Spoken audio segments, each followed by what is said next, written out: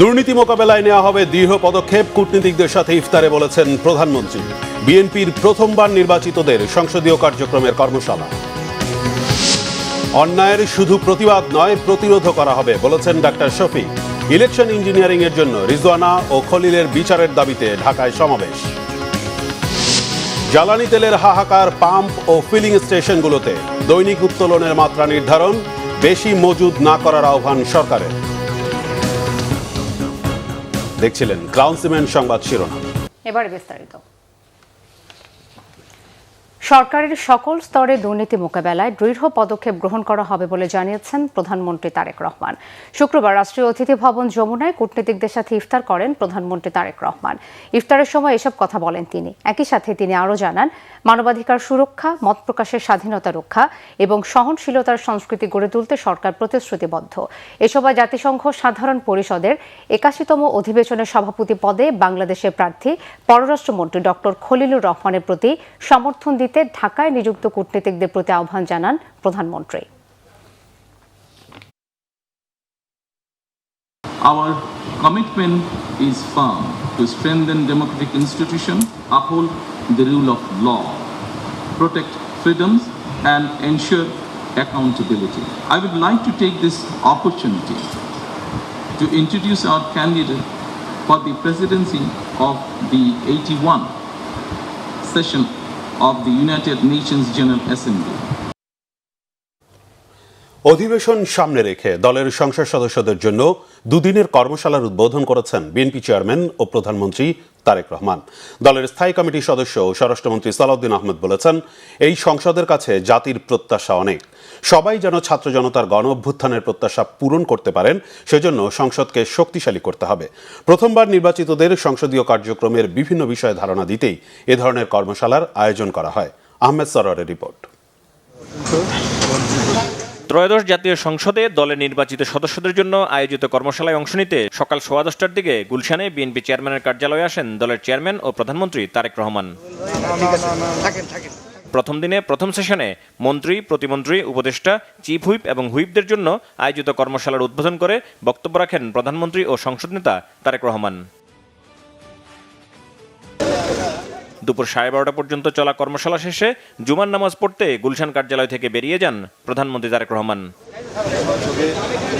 এ সময় সাংবাদিকদের সাথে কর্মশালা নিয়ে কথা বলেন দলের স্থায়ী কমিটির সদস্য এবং স্বরাষ্ট্রমন্ত্রী সালাউদ্দিন আহমেদ। সংসদের উদ্বোধনী অধিবেশনে রাষ্ট্রপতির ভাষণ নিয়ে এক প্রশ্নের জবাবে সালাউদ্দিন আহমেদ বলেন, রাষ্ট্রপতি ব্যক্তি নন, একটি প্রতিষ্ঠান। লিডার অব দ্য হাউসের ভূমিকা কি, উপনেতার ভূমিকা কি, বিরোধী দলের নেতার ভূমিকা কি, হুইপদের ভূমিকা কি, এ সম্পর্কে আমরা আলোচনা করেছি। একটা বিস্তারিত আমরা আইডিয়াস কমিউনিকেশন করেছি, ডিসেমিনেট করেছি, যাতে করে আমরা সমৃদ্ধ হই। ছাত্র গণ অভ্যুত্থানের মধ্য দিয়ে নতুন প্রত্যাশা যা সৃষ্টি হয়েছে জনমনে, সেই প্রত্যাশা যাতে আমরা পূরণ করতে পারি। এক প্রশ্নের জবাবে সালাউদ্দিন আহমেদ বলেন, ডেপুটি স্পিকারের জন্য বিরোধী দলকে দেয়া প্রস্তাবটি ইতিবাচক হিসেবে দেখা দরকার। ওনারা সঠিক বলেছেন যে সংবিধান সংশোধিত হবে, 2টা ডেপুটি স্পিকারের পদ সৃজন হবে, তারপরে একটা ডেপুটি স্পিকার তারা পাবেন একজন। সেটা ঠিক আছে, কিন্তু আমরা যদি এখন থেকে আমাদের উদারতা প্রদর্শন করে বিদ্যমান ডেপুটি স্পিকারের যে পদটা আছে তাদেরকে দিতে চাই, সেটা আমার মনে হয় তাদেরকে একটু উদারভাবে দেখা উচিত। এ ধরনের কর্মশালা নতুন সদস্য হিসেবে সংসদে ভূমিকা রাখতে সহায়তা করবে বলে বিশ্বাস হুইপ ও প্রতিমন্ত্রীদের। সংসদীয় রীতিনীতি, কার্যপ্রণালী বিধি অনুযায়ী কিভাবে পার্লামেন্ট চলবে, এই বিষয়ে মানে সবাইকে সতর্ক থেকে আগামী দিনে সংসদ কিভাবে পরিচালিত হবে এই বিষয়ে একটা দিক নির্দেশনা দেবে। জাতীয় সংসদ সদস্য হিসাবে আমাদের কি করণীয়, এই একটা বই হল থেকে প্রোভাইড করা হয়েছে এবং মাননীয় প্রধানমন্ত্রী যে বিষয়টা এমফেসাইজ করেছেন, দায়িত্বশীল শাসনের প্রতি আমরা যেন থাকি। জুমার নামাজের বিরতির পর বেলা 2:30 থেকে শুরু হয় রংপুর, রাজশাহী, বরিশাল বিভাগের সংসদ সদস্য এবং ঢাকা ও ফরিদপুর বিভাগের কয়েকটি জেলার সংসদ সদস্যদের কর্মশালা। চলে বিকাল 4:30 পর্যন্ত। শনিবার 2 সেশনে হবে বাকি বিভাগের সংসদ সদস্যদের কর্মশালা। আহমেদ সরওয়ার, বাংলা ভিশন, ঢাকা। রাষ্ট্রপতি মোহাম্মদ শাহাবুদ্দিন বলেছেন, হাজারো প্রাণের বিনিময়ে দেশ গণতান্ত্রিক ধারায় ফিরে এসেছে। রাজধানীর ওসমানী স্মৃতি মিলনায়তনে পাট দিবসের অনুষ্ঠানে রাষ্ট্রপতি একথা বলেন। পরিবেশ দূষণ রোধ ও পলিথিনের ব্যবহার কমাতে পাটের ব্যবহার বাড়ানোর উপর গুরুত্ব আরোপ করেন রাষ্ট্রপতি। তিনি বলেন, সুদসহ কৃষি ঋণ মওকুফ সরকারের একটি যুগান্তকারী সিদ্ধান্ত। অনুষ্ঠানে গুরুত্বপূর্ণ অবদানের জন্য ৮ জন উদ্যোক্তাকে জাতীয় পাট পুরস্কার দেওয়া হয়। এছাড়াও আলোচনা অনুষ্ঠান শেষে রাজধানীর শিল্পকলা একাডেমি প্রাঙ্গণে ৯ দিনব্যাপী পাটজাত পণ্যের মেলা উদ্বোধন করেন রাষ্ট্রপতি মোহাম্মদ শাহাবুদ্দিন। হাজারো মানুষের প্রাণের বিনিময়ে গণতন্ত্রের ধারায় ফিরেছে বাংলাদেশ। সকল শহীদের আকাঙ্ক্ষায় বাংলাদেশ প্রতিষ্ঠিত করতে হলে আমাদেরকে জ্ঞানে, বিজ্ঞান, প্রযুক্তিতে আরো সমৃদ্ধ হতে হবে। অর্থনৈতিক স্বাবলম্বিতা অর্জন করতে হবে। গড়ে তুলতে হবে একটি স্বনির্ভর বাংলাদেশ।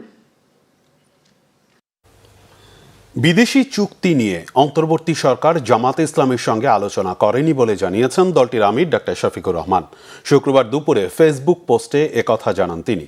জামাত আমির বলেন, বিগত অন্তর্বর্তী সরকারের আমলে বিভিন্ন দেশের সঙ্গে সরকার কয়েকটি চুক্তি সম্পাদন করেছে।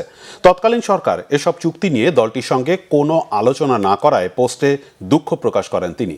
এদিকে শুক্রবার শহীদ আবু সাইদ ইন্টারন্যাশনাল কনভেনশন সেন্টারে ছাত্র শিবিরের এক ইফতার মাহফিলে যোগ দেন জামাত ইসলামের আমির। অন্যায়ের শুধু প্রতিবাদ নয়, প্রতিরোধও গড়ে তোলা হবে বলে মন্তব্য করেন জামাতের আমির ডক্টর শফিকুর রহমান। ত্রয়োদশ জাতীয় সংসদ নির্বাচনের ভোট গণনা থেকে শুরু করে প্রতিটি স্তরে ইলেকশন ইঞ্জিনিয়ারিং হয়েছে। আবারও অভিযোগ করেছেন জামাত ইসলামের সেক্রেটারি জেনারেল মিয়া গোলাম পরোয়ার। এই অভিযোগে সাবেক উপদেষ্টা সৈয়দা রেজওয়ানা হাসান ও খলিলুর রহমানকে জিজ্ঞাসাবাদ ও বিচার দাবিতে শুক্রবার বায়তুল মোকাররমের উত্তর গেটে সমাবেশ করে ঢাকা মহানগর উত্তর ও দক্ষিণ জামাত। বিক্ষোভ সমাবেশে মিয়া গোলাম পরোয়ার বলেন, ইলেকশন ইঞ্জিনিয়ারিং এর বিষয়টি উঠে এসেছে অন্তর্বর্তী সরকারের সাবেক উপদেষ্টা রেজওয়ানা হাসানের বক্তব্যে। এ সময় পররাষ্ট্রমন্ত্রী খলিলুর রহমানের সমালোচনা করেন জামাত নেতারা। সংক্ষিপ্ত সমাবেশ শেষে হয় বিক্ষোভ মিছিল। আবারও আপনাকে ভিডিওটা দেখতে বলবো, অডিওটা। আপনি বলছেন ভোট গ্রহণ পর্ব শেষ হওয়ার পর যখন ভোট গণনা, রেজাল্ট শিট তৈরি করা, ফলাফল ঘোষণা, প্রতিটি পর্বে পর্বে ইলেকশনের ইঞ্জিনিয়ারিং করা হয়েছে। অতীতের নির্বাচনের চেয়ে এবারের নির্বাচনের ইঞ্জিনিয়ারিং এবং কারচুপির ধরনটাই ছিল একদম আলাদা। ওনারা ভেবেছিলেন জনগণ, ভোটাররা হয়তো বুঝতে পারবে না, ভোটাররা তো ভোট কেন্দ্রে গেল, ভোট তো দিল, কিন্তু কামটা কখন সারা যায়, দক্ষ ইঞ্জিনিয়াররা সেই ইঞ্জিনিয়ারিংটা ঠিক মতোই করেছে। বিরোধী দলীয় চিফ হুইপ নাহিদ ইসলাম বলেছেন, এনসিপিকে নিয়ে মিডিয়া ও সামাজিক মাধ্যমে অনেক প্রোপাগান্ডা ছড়াচ্ছে, কিন্তু এনসিপি আসলে কি বলেছে, কি করেছে সেটি অবজ্ঞা করা হচ্ছে। এসব মিডিয়া উদ্দেশ্যমূলকভাবে জুলাই অভ্যুত্থানকে বিতর্কিত করার পায়তারা করছে বলেও মনে করেন নাহিদ ইসলাম। রাজধানীর বাংলা মোটরে আয়োজিত এক বইয়ের মোড়ক উন্মোচন অনুষ্ঠানে তিনি এসব কথা বলেন। বিরোধী দলীয় চিফ হুইপ বলেন, এনসিপির মূল বক্তব্য বিস্তারিতভাবে এনসিপির যাত্রা বইয়ে তুলে ধরা হয়েছে। গণ অভ্যুত্থানের নেতৃত্বের বড় অংশ এনসিপিতে এসেছে বলেও দাবি করেন তিনি। সংস্কারের রাজনীতি সেটি এনসিপি করেছে বলেও মনে করেন নাহিদ ইসলাম। ফলে এনসিপিকে নিয়ে নানা ধরনের প্রোপাগান্ডা আমরা দেখি সোশ্যাল মিডিয়ায়, আন্তর্জাতিক মাধ্যমে, ডিপ্লোমেটদের কাছে নানা ধরনের প্রোপাগান্ডা করা হয় এনসিপি সম্পর্কে। যা এনসিপি বলে নাই তা এনসিপির পক্ষ থেকে ছড়ানো হয় যে এনসিপি এটা বলেছে বা এনসিপি এই ইস্যুতে পজিশন নিয়েছে। কিন্তু বেশিরভাগ ক্ষেত্রে আমরা দেখেছি যে বাংলাদেশের মিডিয়া থেকে শুরু করে বিভিন্ন জায়গায় এনসিপি আসলে কি চায়, আসলে কি বলেছে, বিভিন্ন ক্ষেত্রে কি পজিশন নিয়েছে, হয়তো বিচ্ছিন্নভাবে একজন নেতা, দুজন নেতা একটা পজিশন, কিন্তু এনসিপির আনুষ্ঠানিক অফিসিয়াল পজিশন সেটা বিভিন্ন সময় অবজ্ঞা করা হয়েছে বা কষ্ট করে এটা আসলে বোঝার চেষ্টা করে নেই অনেক। এই বইটা পড়লে মধ্যপ্রাচ্য সংকটে দেশের জ্বালানি তেলের বাজারে উদ্বেগ উৎকণ্ঠা। সময় যত গড়াচ্ছে তেলের পাম্পগুলোর সামনে যানবাহনের দীর্ঘ সারি বাড়ছে। এদিকে বিদ্যুৎ, জ্বালানি ও খনিজ সম্পদ মন্ত্রী ইকবাল হাসান মাহমুদ আশ্বস্ত করেছেন, জ্বালানি তেলের পর্যাপ্ত মজুদ রয়েছে। অযথা উদ্বিগ্ন না হতে জনগণকে আহ্বান জানিয়েছেন তিনি। আর ফিলিং স্টেশনগুলোতে উপচে পড়া ভিড় সামলাতে যানবাহনের দৈনিক জ্বালানি নেওয়ার সীমা বেঁধে দিয়েছে বিপিসি। রিপোর্ট সৈয়দ আব্দুল মুহিতের। মধ্যপ্রাচ্যে যুদ্ধের প্রভাবে বিশ্ববাজারে সৃষ্টি হয়েছে জ্বালানির সরবরাহ সংকট। এই আতঙ্কের প্রভাব পড়েছে রাজধানীর পেট্রোল পাম্প ও গ্যাস ফিলিং স্টেশনগুলোতে। সরবরাহ সংকট দেখিয়ে বন্ধ রাখা হয়েছে বেশ কিছু ফিলিং স্টেশন। যেগুলো খোলা আছে সেগুলো থেকে মিলছে না চাহিদা অনুযায়ী পরিবহন জ্বালানি। শুক্রবার ভোর থেকে ফিলিং স্টেশনগুলোতে ব্যক্তিগত গাড়ি ও মোটরসাইকেলের উপচে পড়া ভিড়। ফিলিং স্টেশনের সামনে জ্বালানি নেয়ার অপেক্ষায় দাঁড়িয়ে থাকা যানবাহনের দীর্ঘ সারির কারণে কোনো সড়কে সৃষ্টি হয়েছে যানজট। চাহিদা মতো তেল না পেয়ে ক্ষোভ প্রকাশ করেছেন গ্রাহকরা। গাবতলী একটা পাম্পে ঢুকছিলাম, আমার আগের হুন্ডাতে 200 টাকা তেল দিছে, তারপরে বন্ধ করে দিছে, বলছে যে ভাই তেল নাই। সব জায়গায় তেলের সংকট হচ্ছে। আমি তো আসলে নর্মালি তেল নিতে আসছিলাম, আইসা হঠাৎ করে দেখলাম যে আসলে এই অবস্থা। অধিকাংশ পাম্পে মোটরসাইকেলের জন্য 500 টাকার বেশি তেল মিলছে না। বিক্রেতারা বলছেন যানবাহনে জ্বালানি সংকট আতঙ্কে অনেকে একসাথে বেশি তেল ও গ্যাস কিনছেন, এতে সংকট আরও বেড়েছে। এদিকে রাজধানীর কয়েকটি তেলের পাম্প পরিদর্শন করেন জ্বালানি মন্ত্রী প্রতিমন্ত্রী। সরবরাহ নিয়ে আমি মনে করি তাদের দুশ্চিন্তা হবার মতো কোনো কারণ নেই। আমি দায়িত্ব নিয়ে বলছি, আমাদের কাছে যেটুকু মজুত আছে এবং আগামী সপ্তাহে আমাদের যে কার্গোগুলো ভেটবার জন্য আমরা কনফার্মেশন পেয়েছি, আমি দায়িত্ব নিয়ে বলছি যে জ্বালানি নিয়ে কোনো সংকট হবে না সরবরাহের ক্ষেত্রে। পরিস্থিতি বিবেচনায় দৈনিক জ্বালানি তেলের সীমা নির্ধারণ করে প্রজ্ঞাপন জারি করা হয়। মোটরসাইকেল প্রতি দৈনিক 2 লিটার, ব্যক্তিগত গাড়ি 10 লিটার, মাইক্রোবাস 20 থেকে 25 লিটার, লোকাল বাস 70 থেকে 80 লিটার, দূরপাল্লার বাস 200 থেকে 220 লিটার। সৈয়দ আব্দুল মুহিত, বাংলা ভিশন, ঢাকা।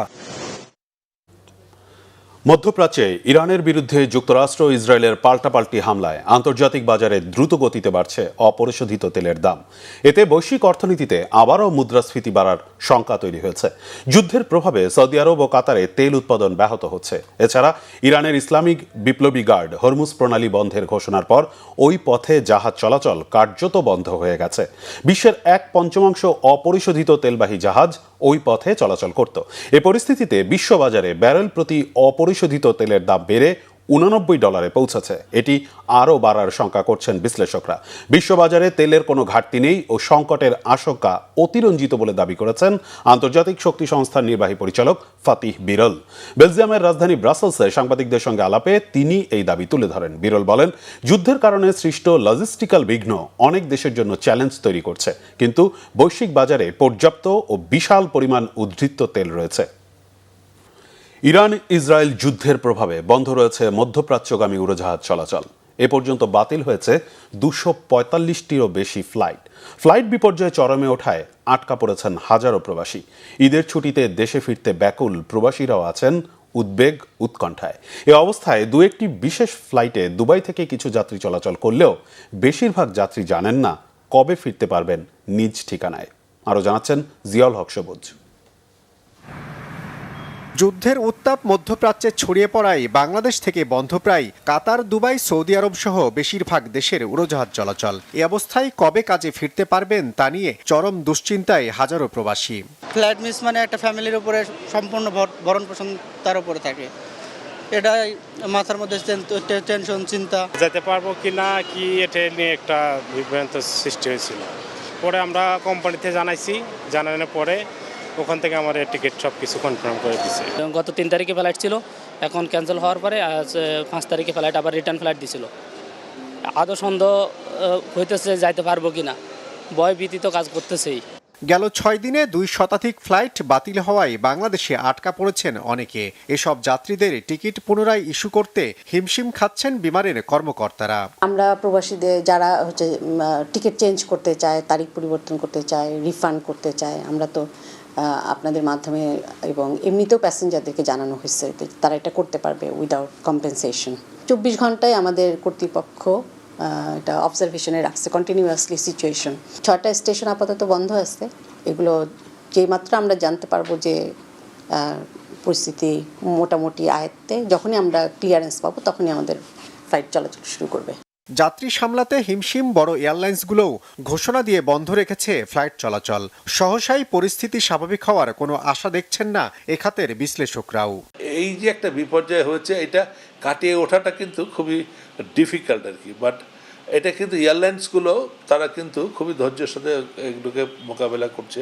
যখনই একটা ফ্লাইট অপরচুনিটি, স্পেশাল ফ্লাইট যাদেরকে আগে পাঠানো দরকার বা যাদেরকে প্রেফারেন্সিয়াল ট্রিটমেন্ট দেওয়া দরকার বা পেশেন্ট বা এই জাতীয়, তারা কিন্তু এইগুলো করছে। তারা স্পেশাল ফ্লাইট, কিছু স্পেশাল ফ্লাইট আমাদের ঢাকাতেও আজকে সকালে এমিরেটসের একটা স্পেশাল ফ্লাইট অপারেট করেছে। এখনো একটা এমার্জেন্সি সিচুয়েশনে আছে। কুয়েত সরকার ভিসা মেয়াদ বাড়িয়ে দিয়েছে, যে যাদের ভিসা শেষ হয়ে যাবে 3 মাসের জন্য তাদেরকে ফ্রি ভিসা এক্সটেনশন করার সুযোগ দিয়েছে, অনলাইনে ভিসা করতে পারবে। কুয়েত গভর্নমেন্ট করছে। I am sure, pretty sure যে অন্যান্য মিডল ইস্টার্ন কান্ট্রিগুলো তারাও এই ধরনের উদ্যোগ নেবে।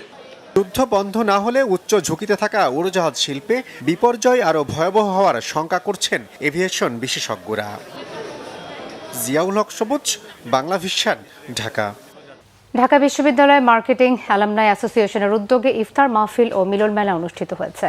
শুক্রবার অত্যন্ত আনন্দঘন পরিবেশে ঢাকা বিশ্ববিদ্যালয়ের অ্যালামনাই ফ্লোরে বিভাগের প্রাক্তন শিক্ষার্থীদের এই মিলন মেলা ও ইফতার মাহফিল আয়োজিত হয়। অ্যাসোসিয়েশনের সভাপতি এবং মার্কেটিং বিভাগের অধ্যাপক ডক্টর মোহাম্মদ আশরাফুল ইসলাম চৌধুরীর সভাপতিত্বে অনুষ্ঠানে উপস্থিত ছিলেন বিভাগের চেয়ারম্যান অধ্যাপক ডক্টর সিরাজুল হক ও প্রবীণ অধ্যাপক ডক্টর শরীফুল আলম। অনুষ্ঠানটি সঞ্চালনা করেন সংগঠনের সাধারণ সম্পাদক খন্দকার মোহাম্মদ রফিক হাসান। অনুষ্ঠানে বিশেষ অতিথি হিসেবে উপস্থিত ছিলেন গণপ্রজাতন্ত্রী বাংলাদেশ সরকারের সচিব কানিজ মাওলা এবং সহ সভাপতি ও মার্কেটেল বাংলাদেশ লিমিটেডের ব্যবস্থাপনা পরিচালক ডক্টর মোহাম্মদ শরীফুল ইসলাম দুলু। এছাড়া উপস্থিত ছিলেন ঢাকা ইউনিভার্সিটি অ্যালামনাই অ্যাসোসিয়েশনের সদস্য সচিব এটিএম আব্দুল বারী ড্যানি। ইফতার মাহফিলে মার্কেটিং বিভাগের বিভিন্ন ব্যাচের প্রাক্তন শিক্ষার্থীরা অংশ নেন। ইফতারের আগে দেশ, জাতি ও মুসলিম উম্মার কল্যাণ কামনায় বিশেষ মোনাজাত করা হয়। একই সাথে মার্কেটিং বিভাগের প্রয়াত শিক্ষক, কর্মচারী ও শিক্ষার্থীদের আত্মার মাগফিরাত কামনায় দোয়া করা হয়। 21শে বইমেলার শিশু প্রহরে সকাল থেকে সরোয়ার্দী উদ্যানে ছিল শিশু কিশোরদের ভিড়। এবারে বইমেলায় সিসিমপুর না থাকায় পাপেট শো ঘিরে আগ্রহ শিশুদের। তারপরও এ মেলা শিশু কিশোরদের মধ্যে বই পড়ার আগ্রহ তৈরি করবে বলে প্রত্যাশা অভিভাবক ও লেখকদের। নাবিল জাহাঙ্গীরের রিপোর্ট। শুক্রবার সকাল 11টার পর থেকেই শিশু কিশোরদের পদচারণায় মুখরিত হয়ে ওঠে বইমেলা চত্বর। ছুটির দিনগুলোতে সকাল 11টা থেকে 1টা পর্যন্ত শিশুদের জন্য বইমেলার শিশু প্রহরে থাকে পাপেট শো সহ নানা আয়োজন। একটা টুকটুক, একটা দেখছি, একটা বাঘ দেখছি, আর একটা ব্লু কালারের একটা দেখছি। আমরা একটা পাপেট শো দেখেছি, অনেক ভালো লেগেছে। একটু পর বই কিনবো। ওরা বলেছে যে আরো বই পড়তে, অনেক মজার বই আছে, সেটাই। আমার পাপেট শো দেখতে ভালো লাগে। আমার বাবার সাথে এসেছি, আমার এখানে এসে অনেক ভালো লেগেছে। আমি এখানে আগে অনেক এসেছি, আমি বই কিনতে এসেছি, পপেট দেখলাম, অনেক কিছু দেখলাম, আমার অনেক ভালো লেগেছে। বাবা মায়েরা বলছেন বই, ভাষা ও সংস্কৃতির সাথে শিশুকে পরিচয় করিয়ে দিতে বইমেলাকে কাজে লাগাতে চান তারা। বই সম্পর্কে জানুক, বইমেলা সম্পর্কে, আমাদের ঐতিহ্য সম্পর্কে জানুক, এই জন্য নিয়ে আসছি। পাতা গাছে তোতা পাখি, ডালিম গাছে মৌ। আসলে আমার বই লাগে সিসিমপুরের। আয় ছেলেরা, আয় মেয়েরা, ফুল তুলিতে যাই, ফুলের মেলা গলায় দিয়ে মামার বাড়ি যাই। মজার গল্প ছড়া ও জোকস বই কিনলাম। ঠাকুমার ঝুলি, ভূতের গল্প। বাঙালি সংস্কৃতি, আমাদের ভাষা, এগুলো সম্পর্কে ওরা শুরু থেকেই আসলে অভ্যস্ত হোক, এগুলো জানুক, দেখুক। দোকানিরা বলছেন রোজার সময় বইমেলা হওয়ায় বিক্রি তুলনামূলক কম। আর লেখকদের প্রত্যাশা বইমেলা শিশুদের মধ্যে বই পড়ার আগ্রহ বাড়াবে। আমাদের সবাইকে কাগজের বই হাতে নিয়ে পড়তে পারতে হবে। এইটা বিশেষ করে অভিভাবকদেরকে বলি যে বাচ্চাদেরকে এই ডিভাইসটা একটু পড়ে দেন। ওরা আগে 2-3 বছর বয়সেই হাতে বই ধরিয়ে দিতে হবে। যুগে মোবাইলে আসক্ত হয়ে যায়, তো মোবাইল থেকে যাতে ফিরে থাকে এবং বইয়ে পড়ে যেন মজা পায়, আমার মূলত লেখার উদ্দেশ্য এটা। আমরা সুকুমার রায়, উপেন্দ্র কিশোর, রবীন্দ্রনাথ, তারপর গোয়েন্দা, অ্যাডভেঞ্চার, সায়েন্স ফিকশন, এই টাইপের বই বেশি বিক্রি হচ্ছে। এখানে বেশিরভাগই বিজ্ঞান ভিত্তিকই বই বেশি যাচ্ছে, নীতিকথামূলক বই এগুলো যাচ্ছে, ড্রয়িং বুক আছে আমাদের, এগুলো বেশি যাচ্ছে। এবছর দেরিতে শুরু হওয়া 21শে বইমেলা চলবে 15ই মার্চ পর্যন্ত। নাবিল জাহাঙ্গীর, বাংলা ভিশন, ঢাকা। ঈদ যত ঘনিয়ে আসছে ততই বাড়ছে শপিং মলগুলোতে ক্রেতাদের ভিড়। ছুটির দিনে উৎসবের আনন্দ ভাগ করে নিতে প্রিয়জনদের জন্য কেনাকাটায় ব্যস্ত নগরবাসী, আর সেই আনন্দঘন পরিবেশে জমে উঠেছে রাজধানীর শপিং মলগুলো। রিপোর্ট আসমা আক্তার নূপুরের।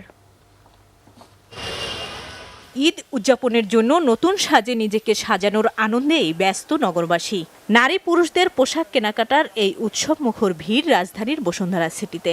প্রিয়জনদের সাথে নতুন সাজে ঈদ উদযাপনের জন্য পছন্দের পোশাকটি বেছে নিতে ভিড় করছেন অনেকে। এবারের ঈদে নারীদের পোশাকে আরাম ও স্টাইলের সংমিশ্রণ জনপ্রিয়। এর মধ্যে কাপ্তান, সারারা সেট, আনারকলি সালোয়ার কামিজ, পাকিস্তানি স্ট্রেট সালোয়ার কামিজ এবং দীর্ঘ গাউন বা ম্যাক্সি ড্রেস অন্যতম ট্রেন্ড। এছাড়া সুতি ও জর্জেট ম্যাটেরিয়ালের পালাজো স্যুট, লেহেঙ্গা চোলি এবং আধুনিক ইন্দো ওয়েস্টার্ন পোশাকের চাহিদাও রয়েছে।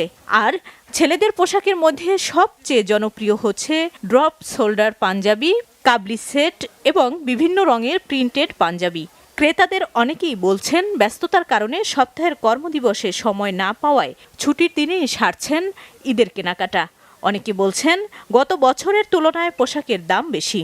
মেয়ের জন্য 2 মেয়ের জন্য জামা কিনছি, তারপর আমার ছেলের জন্য জামা কিনছি, আমার জন্য পাঞ্জাবি কিনছি, আমার ওয়াইফের জন্য 3 পিস। আমার জন্য কিনছি পাঞ্জাবি কিনছি, আর বাবুদের জন্য ওদের জন্য পাঞ্জাবি কিনছি। এখন পর্যন্ত বোরকা নিতে পারছি, আর বেবির একটা ড্রেস নিতে পারছি, আর পাঞ্জাবি দেখতেছি আর কি। দেখা যাচ্ছে কালেকশন তেমন একটা পছন্দ হচ্ছে না, কিন্তু প্রাইসটা যেটা একটু পছন্দ হয় সেটার প্রাইস অনেক বেশি। দাম অনেক বেশি, অনেক হাতের নাগালের বাইরে। ইন্ডিয়ান ড্রেসগুলো একটু দাম প্রাইসটা একটু বেশি মনে হচ্ছে আর কি। বিক্রেতারা বলছেন ঈদ যত ঘনিয়ে আসছে ক্রেতাদের ভিড় বাড়ছে, তবে ছুটির দিনে প্রত্যাশার তুলনায় বিক্রি বেশি। গত যে দিনগুলো গেছে তার তুলনায় এই সপ্তাহের আজকে দিনের সেলটা মোটামুটি অনেক ভালো। এবছর আছে ফার্সি, এবছর আছে আপনার সারারা, ঘাড়ারা, লেহেঙ্গার মধ্যে আছে, ফ্রন্ট কাট লেহেঙ্গা আছে, ফ্রন্ট কাট গাউন আছে, এগুলোর মধ্যেই চলতেছে। আমরা ম্যানুফ্যাকচার করে থাকি দেশীয় কালেকশনগুলো, এছাড়া হচ্ছে আমাদের ইন্ডিয়ান কিছু কালেকশন আছে, সাথে পাকিস্তানি কিছু কালেকশনও আছে। আলহামদুলিল্লাহ আমাদের সেলটা খুব ভালো, তবে যতটুকু আশা করছিলাম তার সাথে বেশি ভালো। শেষ সময়ের বেচাকেনা আরও বাড়বে আশা বিক্রেতাদের। আসমা আক্তার নূপুর, বাংলা ভিশন, ঢাকা। দিনের আর কিছু খবর নিয়ে এখন দেখুন একটি ডেস্ক রিপোর্ট।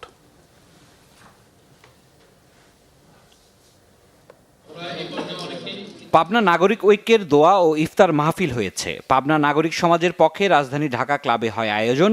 এতে প্রধান অতিথি ছিলেন পাবনা সদরের সংসদ সদস্য অ্যাডভোকেট শামসুর শিমুল বিশ্বাস। বিশেষ অতিথি ছিলেন পাবনা 3 আসনের সংসদ সদস্য অ্যাডভোকেট AKM সেলিম রেজা হাবিব ও বিএনপি চেয়ারম্যানের উপদেষ্টা অ্যাডভোকেট নজবুল হক নান্নু। চাঁপাইনবাবগঞ্জের কাঙ্ক্ষিত উন্নয়ন ও কল্যাণের স্বার্থে সবাইকে ঐক্যবদ্ধ ভূমিকা পালনের আহ্বান জানিয়েছেন চাঁপাইনবাবগঞ্জ 1 আসনের সংসদ সদস্য ডক্টর মাওলানা মোহাম্মদ কেরামত আলী। ঢাকায় চাঁপাইনবাবগঞ্জ জেলা সমিতির ইফতার ও দোয়া মাহফিলে এই আহ্বান জানান তিনি। সমিতির সভাপতি ও রাজুকের প্রধান প্রকৌশলী ইঞ্জিনিয়ার নুরুল ইসলামের সভাপতিত্বে বক্তব্য রাখেন সমিতির সাধারণ সম্পাদক অ্যাডভোকেট মোহাম্মদ দেলোয়ার হোসেন। দলের নামে কেউ চাঁদাবাজি বা দখল বাণিজ্য করলে ছাড় নেই বলে হুঁশিয়ার করেছেন পটুয়াখালী 4 আসনের সংসদ সদস্য ও বিএনপির প্রশিক্ষণ বিষয়ক সম্পাদক ABM মোশাররফ হোসেন। বলেন, কলাপাড়া ও রাঙ্গাবালী এলাকায় শত কোটি টাকার তরমুজ উৎপাদন হয়। আগে এই তরমুজ উৎপাদক থেকে শুরু করে বিক্রি পর্যন্ত কয়েকটি ধাপে চাঁদা দিতে হতো। এবার সেই চাঁদাবাজি নেই। ভবিষ্যতেও কেউ চাঁদাবাজি করলে তাকে উচিত শিক্ষা দেওয়ার আহ্বান জানান তিনি। রাজধানীর পুলিশ কনভেনশন সেন্টারে কলাপাড়া উপজেলা সমিতির আয়োজনে ইফতার মাহফিলে তিনি এসব কথা বলেন। একসাথে 10,000 মানুষকে ইফতার করালেন মাদারীপুর 3 আসনের সংসদ সদস্য আনিসুর রহমান খোকন তালুকদার। কালকিনি উপজেলা ও পৌরসভা বিএনপির উদ্যোগে হয় আয়োজন। ইফতার মাহফিলে সভাপতিত্ব করেন কালকিনি উপজেলা বিএনপির সভাপতি ফজলুল হক ব্যাপারী। উৎসবমুখর পরিবেশে নরসিংদীর ঐতিহাসিক চিনিশপুর কালীবাড়িতে অনুষ্ঠিত হয়েছে আপন ঢাকার 25তম তীর্থ ভ্রমণ। দিনব্যাপী নানা আয়োজনের মধ্য দিয়ে অনুষ্ঠান সম্পন্ন হয়। এ উপলক্ষে চিনিশপুর কালী মন্দির প্রাঙ্গণে বিশেষ আলোচনা সভা হয়। সভাপতিত্ব করেন আপন ঢাকার সভাপতি ও সাবেক তথ্য সচিব শচীন্দ্রনাথ হালদার। সাতক্ষীরায় হয়েছে প্রেস ক্লাবের ইফতার মাহফিল। প্রশাসনের কর্মকর্তা, রাজনৈতিক ব্যক্তিত্ব এবং সাংবাদিকদের উপস্থিতিতে মিলন মেলায় পরিণত হয় প্রেস ক্লাব চত্বর। সভাপতি আবুল কাশেমের সভাপতিত্ব ও সাধারণ সম্পাদক আসাদুজ্জামান আসাদের সঞ্চালনায় লেকভিউ কমিউনিটি সেন্টারে হয় আয়োজন। প্রধান অতিথি ছিলেন সাতক্ষীরা 2 আসনের সংসদ সদস্য মুহাদ্দিস আব্দুল খালেক। বিশেষ অতিথি ছিলেন জেলা প্রশাসক মিজ আফরোজা আক্তার। ফেনীর সোনাগাজী উপজেলাবাসীর সংগঠন সোনাগাজী সমিতি ঢাকার ইফতার মাহফিল অনুষ্ঠিত হয়েছে। সংগঠনের সভাপতি অবসরপ্রাপ্ত brigadier general engineer Gazi Ashrafuddin Ahmed সভাপতিত্ব করেন। প্রধান অতিথি ছিলেন বাংলাদেশ সাংবাদিক কল্যাণ ট্রাস্টের ব্যবস্থাপনা পরিচালক এম আব্দুল্লাহ। সাহস ও মানবিকতার প্রতীক শহীদ নাফিজকে বহনকারী রিকশা চালক মোহাম্মদ নুরুকে সংবর্ধনা এবং আহত জুলাই যোদ্ধাদের নিজ উপার্জনে স্বাবলম্বীকরণ প্রকল্প অনুষ্ঠানের আয়োজন করেছে সন্তান ও অভিভাবক ফোরাম। জাতীয় প্রেস ক্লাবে মোহাম্মদ নূর ও তার পরিবারের হাতে সাহস ও মানবিকতার প্রতীক সম্মাননা স্মারক ও অটো ভ্যানের চাবি তুলে দেন শহীদ নাফিজের মা। এছাড়াও অটোরিকশা দেওয়া হয় নেত্রকোনার আকাশ মিয়া, সিলেটের জুবেল আহমেদকে। এছাড়াও কড়াইল বস্তির রানা মিয়ার হাতে দেওয়া হয় ফুড কার্টের চাবি। রাজধানীর ধানমন্ডিতে স্কুল অফ ফ্যাব্রিক পেইন্টিংয়ের উদ্যোগে শুরু হয়েছে প্রথম বার্ষিক কাপড়ের চিত্রকর্ম প্রদর্শনী। চলবে 6 থেকে 9 মার্চ। শুক্রবার উদ্বোধনী অনুষ্ঠানে প্রধান অতিথি হিসেবে উপস্থিত ছিলেন আন্তর্জাতিক খ্যাতিসম্পন্ন বাংলাদেশি ফ্যাশন মডেল এবং নকশাকার বিবি রাসেল। ছিলেন স্কুল অফ ফ্যাব্রিক পেইন্টিংয়ের প্রশিক্ষক এবং পরিচালক শিল্পী ওয়াহিদ করিম। বাংলাদেশ মানবাধিকার কমিশন ঢাকা সেন্ট্রাল রিজিওনাল ব্রাঞ্চের ইফতার মাহফিল হয়েছে। সংগঠনের সভাপতি রিয়াজ হায়দার খানের সভাপতিত্বে আয়োজনে প্রধান অতিথি ছিলেন সংগঠনের প্রতিষ্ঠাতা ও মহাসচিব ডক্টর সাইফুল ইসলাম দিলদার। বিশেষ অতিথি ছিলেন সংগঠনের ঢাকা মহানগর দক্ষিণের সভাপতি দেলোয়ার হোসেন মিলন। ইরানের সর্বোচ্চ নেতা আয়াতুল্লাহ আলী খামেনির শাহাদাত বরণে ঢাকায় শোক ও স্মরণ সভা হয়েছে। ইরানের রাহাবারের দপ্তরের বাংলাদেশ প্রতিনিধি অফিস, আল মুস্তাফা ইন্টারন্যাশনাল ইউনিভার্সিটির বাংলাদেশ প্রতিনিধির দপ্তর ও বাংলাদেশ ইমামিয়া উলামা সোসাইটির উদ্যোগে হয় আয়োজন। প্রধান অতিথি ছিলেন বাংলাদেশের ইরান দূতাবাসের রাষ্ট্রদূত জালিল রাহিমি জাহানাবাদী। বিশেষ অতিথি ছিলেন ইরানের আল মুস্তাফা ইন্টারন্যাশনাল ইউনিভার্সিটির বাংলাদেশ প্রতিনিধি হুজ্জাতুল ইসলাম ওয়াল মুসলিমান শাহাবুদ্দিন মাশায়েখি রাদ। ছিলেন ঢাকার ইরান সাংস্কৃতিক কেন্দ্রের কালচারাল কাউন্সিলর সাইয়েদ রেজা মীর মোহাম্মদী। সভাপতিত্ব করেন বাংলাদেশ ইমামিয়া উলামা সোসাইটির সভাপতি হুজ্জাতুল ইসলাম ওয়াল মুসলিমান সৈয়দ ইব্রাহিম খালিল রাজাভি। সিরাজুম শুভ, বাংলা ভিশন, নিউজ ডেস্ক। সংবাদ শেষ করব আমরা। ক্রাউন 7 শিরোনামগুলো আরো একবার জানিয়ে। দুর্নীতি মোকাবেলায় নেওয়া হবে দৃঢ় পদক্ষেপ, কূটনীতিকদের সাথে ইফতারে বলেছেন প্রধানমন্ত্রী। বিএনপির প্রথমবার নির্বাচিতদের সংসদীয় কার্যক্রমের কর্মশালা। অন্যায়ের শুধু প্রতিবাদ নয়, প্রতিরোধও করা হবে বলেছেন ডাক্তার শফিক। ইলেকশন ইঞ্জিনিয়ারিং এর জন্য রিজওয়ানা ও খলিলের বিচারের দাবিতে ঢাকায় সমাবেশ। জ্বালানি তেলের হাহাকার, পাম্প ও ফিলিং স্টেশনগুলোতে দৈনিক উত্তোলনের মাত্রা নির্ধারণ, বেশি মজুত না করার আহ্বান সরকারের। এই ছিল এখনকার মতো। পরের সংবাদ রাত 1টায় দেখার আমন্ত্রণ রইল।